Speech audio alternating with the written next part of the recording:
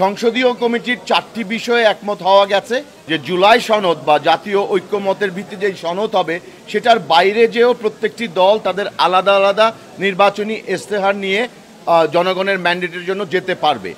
সংসদীয় কমিটির 4টি বিষয়ে একমত হওয়া গেছে, সেই 4টি বিষয় বিরোধী দলকে দিয়ে দেওয়া হবে।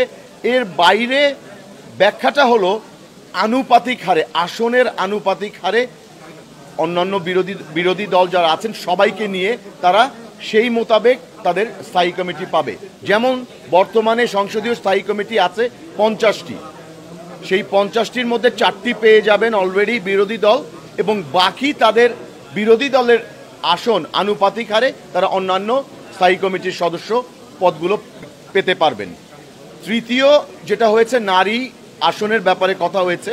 50টি নারী আসন থেকে 100টি নারী আসনে উন্নীত করার ব্যাপারে সকলেই একমত হয়েছি। সরাসরি ভোট হবে কিনা সেই ব্যাপারে এখনো কিছুটা দ্বিমত রয়ে গেছে, এবং ঘূর্ণায়মান পদ্ধতির ব্যাপারে যে আলোচনাটা এসছে সেটাকে কমিশনের সহসভাপতি উনি নিজেই কিছুটা বলেছেন যেটা অনেকটা বিভ্রান্তকর, এবং যার ফলে এই আলোচনাটা আমাদের এখনো আসছে না।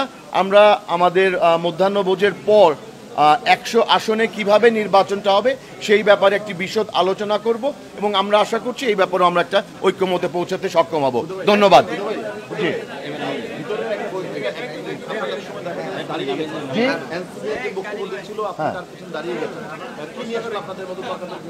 না, এখানে তর্কাতর্কি না, এখানে আমার মনে হয় উনি আজকের এজেন্ডা বহির্ভূত কিছু কথা বলছিলেন।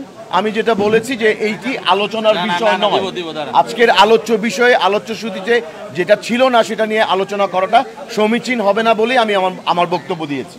ধন্যবাদ।